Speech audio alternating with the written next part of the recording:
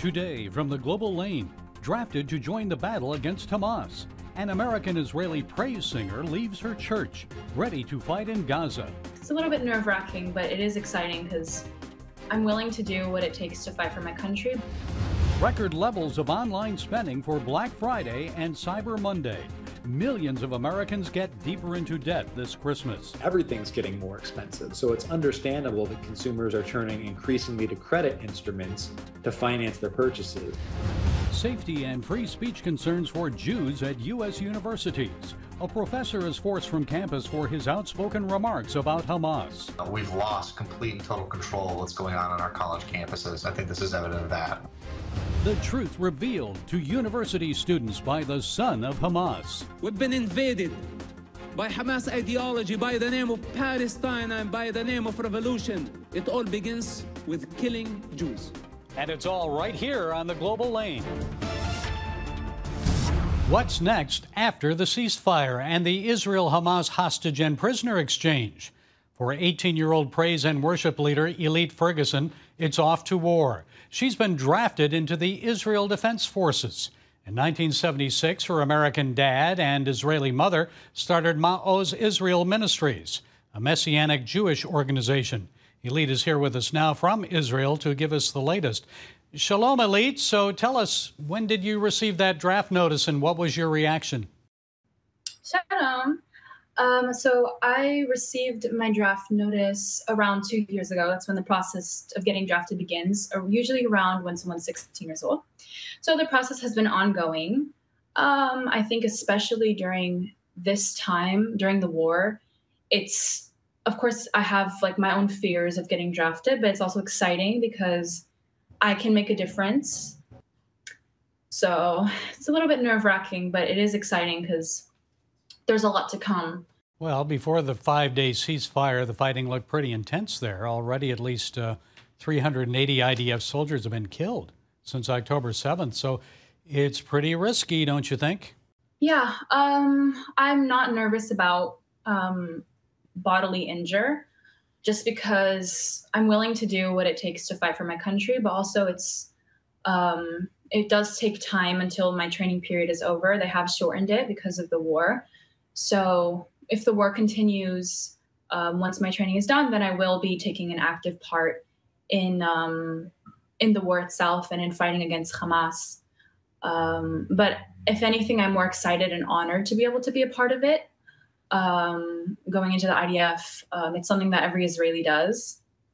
And so, yeah, if anything, I do feel very excited for it. So. Well, what emotions did you experience when you saw the release of those old and young, very young children, Israeli hostages? Well, I felt so happy. I felt just very relieved also. I was watching the videos, I was crying. Just because we have a saying in Israel, "Alev shelanu shavui be'Aza." It's our heart is captive in Gaza, and that's how the country feels right now. There's been rallies and protests with the signs, "Bring them home," and it's honestly just like gets me choked up because I feel so relieved for so many families who are able to be reunited again. Because it's just so heartbreaking. So yeah, it's been just like the whole country is just overjoyed, and we're just waiting for the rest of them to also come home and well, especially when you see little children. Some of those children weren't any more than about 8 or 9, I think. So what about the demonstrations here in the U.S.? I mean, you're 18. A lot of people your age are in college here in the U.S., and they're joining in on these protests at college campuses chanting from the river to the sea, Palestine will be free. What do you think of that? For me, it's especially in the beginning of the war, it was very difficult to see that because in my mind, in the beginning of the war, I feel like other countries were more pro-Israel because everything that had just been happened, all the killings and murders and just all the atrocities that had happened. But the minute Israel started fighting back, I just saw an overwhelming just hatred and towards Israel, towards Jewish people. And it's honestly horrifying. But at the same time, I have to remember, and I had to remind myself that our fight is not against flesh and blood, and that a lot of these people have no idea what they're saying. They have no idea the weight of their words, and they truly believe that Israel is the aggressor, and that Jews should be killed. But that's another thing. It says it in the Bible that because the Jewish people are the chosen people, that we will suffer a lot. And so I think that there is a lot of hatred towards Israel during this time, but there's also overwhelming amounts of love and support. And it's important for me to remember that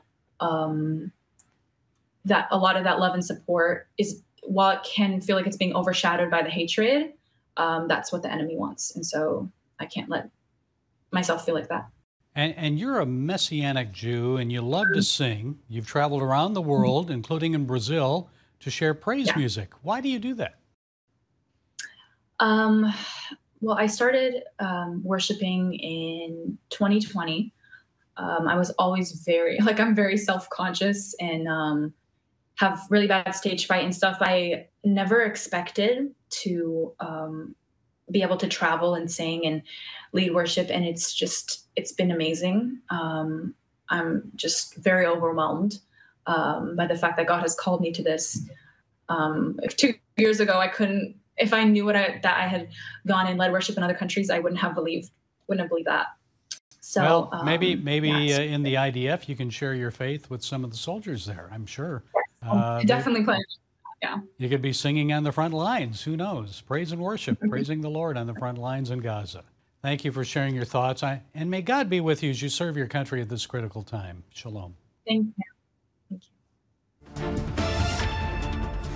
The Christmas shopping season is off to a strong start with record Cyber Monday spending and online Black Friday purchases.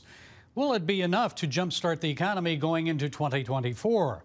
Well, joining us is Dr. Alexander Salter, Associate Professor of Economics at the Rawls College of Business at Texas Tech University. And his latest book is Money and the Rule of Law.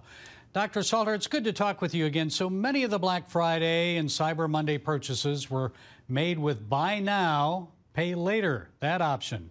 That was up 47% over last year. So how will that affect the economy both in the short and long term? Consumers seem happy with high levels of holiday spending, at least so far. Total Black Friday sales were about $9.8 billion. That's a record, up 7.5% since last year.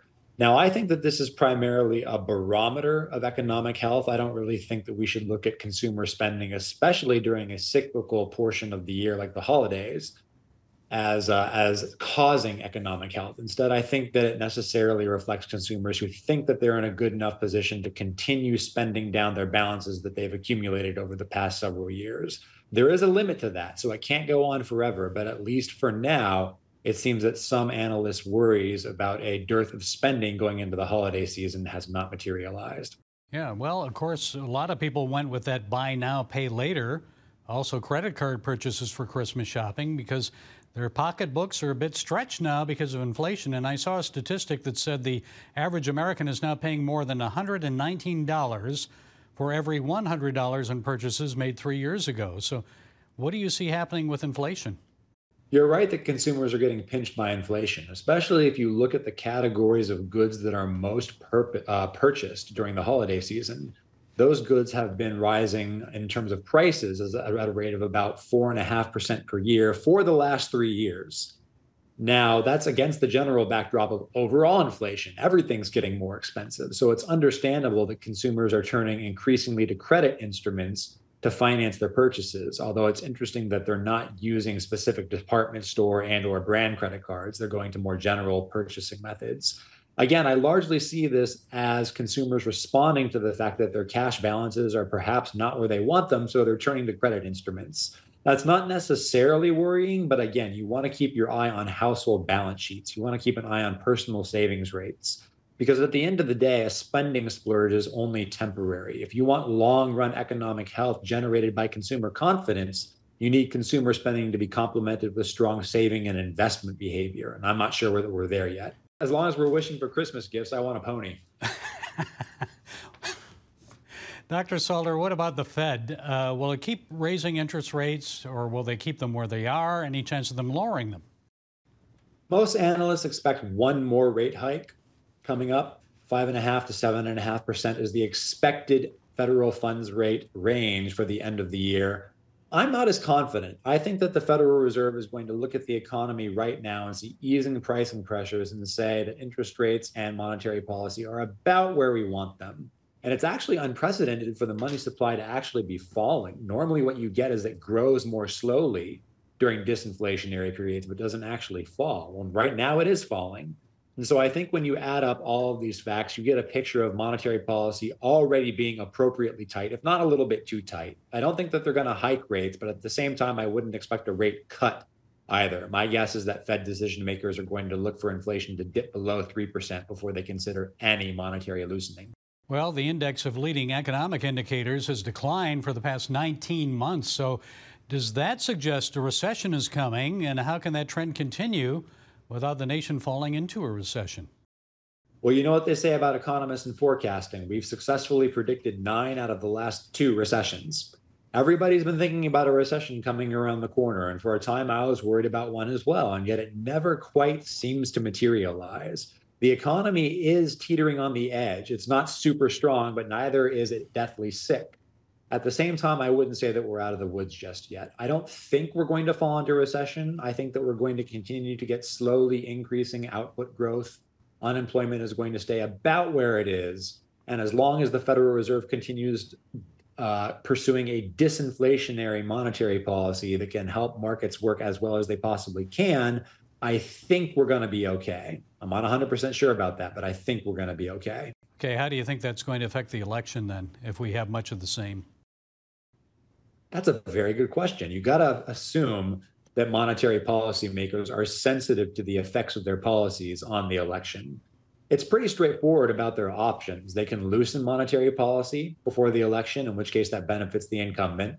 They can tighten even more than they are going to, in which case it'll harm the incumbent, or they can continue steady on, in which case it'll probably be a wash. I would be very surprised if monetary policymakers made an obvious move to influence the economy for electoral purposes. That would be a breach of central bank independence going the other way. We are normally concerned about keeping central bankers independent from politicians and other policymakers. This would be central bankers injecting themselves into the political process, which is a huge no-no.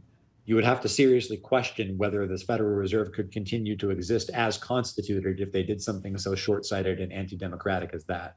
Okay, we'll see what happens here. We always appreciate you, Dr. Alexander Salter, Associate Professor of Economics at Texas Tech.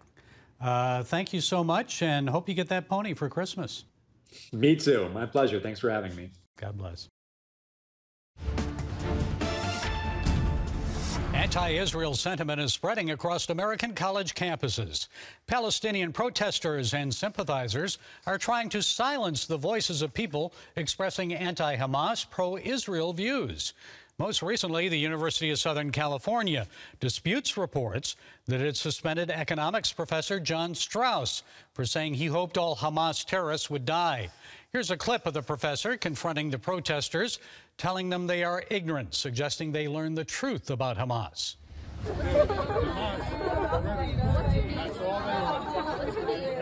should be killed, and I hope they all are. Here with us is Kalen Dorr. He's Chief Marketing Officer at Tusk. That's an anti-censorship free speech browser. Kalen, USC says for his safety, Strauss is now teaching a class, or classes, I guess, remotely for the remainder of the semester.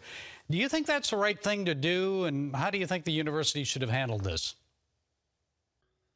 Well, I think in all cases, we've got to make sure people are being safe, if only because we've lost complete and total control of what's going on our college campuses. I think this is evident of that, right? This is what happens when you seek control of our higher education and even, education before that, middle school, high school, so on and so forth, for decades. We haven't really gained enough traction, with homeschooling or with private schooling, and our children are brainwashed, and those guys are going to be making decisions over the next few years. I think that's what we're getting a sneak peek at, a look of kind of like the decisions that these guys are going to make as they mature and as they take jobs in the workforce and so on and so forth. It's absolutely catastrophic. We're arriving here a little too late. Hopefully we can implement some solutions to stop the bleeding. Why aren't universities taking more aggressive responses? That's because it's common amongst this ideological party, and these guys, like I said, have infiltrated higher education. They've infiltrated. You take a look at pop culture. You take a look at big tech and social media. I mean, we don't own, the right or anyone kind of on the Jewish side of things, on the Israeli side of things in this conflict. They don't own any of the means of distribution at this point. Therefore, they're facing a wildly uphill PR battle that, it remains to be seen whether they win or not. Where is the line drawn then between free speech and hate speech that advocates violence? Well, I think what makes this especially egregious is that they're silencing, the opposing view, right? That is a truly maddening thing in regards to this entire conflict. TikTok is promoting pro-Hamas content and downplaying pro-Israel content. We see this on Twitter to a lesser extent, on Instagram and Facebook. That is truly the crux of the issue, right? I think if you're a pro-Hamas person and you've failed to ask yourself, maybe 3 or 4 basic questions about what it is you're doing or supporting, then you have the right to be that person. But to advocate for violence or to advocate for the silencing or oppression of another thought group in this country is the antithesis of what we were founded upon, which was the marketplace of ideas, right? It used to be you and I could come here and have a conversation and leave without calling each other a racist or a bigot or whatever the word of the day is that they want to use. But we've reached just a total dead end on fixing that marketplace of ideas. That's why I'm proud of what we're doing here at Tusk and what I made a career out of doing, both at Getter and in the Trump administration and things like that. You can't force people to be critical thinkers here, and discover the truth. So what's the solution on our college campuses and elsewhere? I think we've got to learn a lesson from this and start teaching, critical thinking, teaching people to ask questions. I mean, honestly, if you ask yourself like 3 questions, okay, what does Hamas want? Where does Hamas's money come from? Things like that, you would immediately stop. And this is because we haven't, like you said, taught critical thinking in our schools. And when people get to, college, they're not being, in a sense, protected by their parents, or they're not being guided by their parents. They're adults for the first time. They're going to experiment with radical ideologies, and they're not going to have that safety net of critical thinking to prevent them from traveling down these dangerous wormholes. Okay, Kaylin Dora, the free speech web browser Tusk, thank you for setting us straight today. We appreciate it. Absolutely, guys. Take care. By now, you may have heard of Mossab Hassan Youssef. He's the son of Hamas co-founder Sheikh Hassan Youssef. This week, Youssef spoke at my alma mater, the University of Michigan, addressing a student-led anti-disinformation group called Facts on the Ground. Unlike the Hamas fighters he spent time with in prison, Youssef is a pro-democracy, pro-Israel advocate. He explained students think they're fighting for freedom and democracy when they join pro-Palestine protests. But in reality, they're supporting people who advocate violence, genocide, and a Nazi point of view. It all begins with killing Jews. This is what happened last century. And Nazism, many thought of it as a point of view. And now history is repeating itself. And even in the middle of our educational institutions, we've been invaded by Hamas ideology, by the name of Palestine and by the name of revolution. Who cares? Anti-Semitism is Nazism, and it's rejected. It should be rejected on this campus, should be rejected everywhere in the United States. Youssef's appearance came at the same time that the U of M Central Student Government asked students to vote on a resolution referring to Palestine as, quote, a victim of settler colonialism. The petitioners want the university to recognize the millions of people undergoing genocide in Gaza. The resolution also calls for the University of Michigan to revisit its decision against forming a committee to, quote, investigate the ethics of its investments in apartheid regimes. Does that sound familiar? Protesters used similar language during the anti-Israel BDS, the Boycott, Sanctions, and Divestment movement. Many pro-Palestinian groups refer to Israel as an apartheid state. But believe me, folks, I spent time in South Africa during the apartheid era. Israel is not an apartheid state. It's a nation defending itself against cross-border attacks from Hamas terrorists and other militants committed to destroying the country and its people. There's no equivalency with the South African government that oppressed its own citizens. Genocide? Really? Do these Wolverines even understand the definition of genocide? The Geneva Convention describes genocide as a crime committed with the intent to destroy a national, ethnic, racial, or religious group in whole or in part. That's not what's happening to the Palestinians in Gaza. If Israel wanted to commit genocide against the Palestinian people, why would they drop leaflets in Gaza City and warn people to evacuate buildings before they bomb them? Why would they allow humanitarian corridors to be set up so people could flee the fighting? One aspect of genocide is forcibly transferring children from one group to another.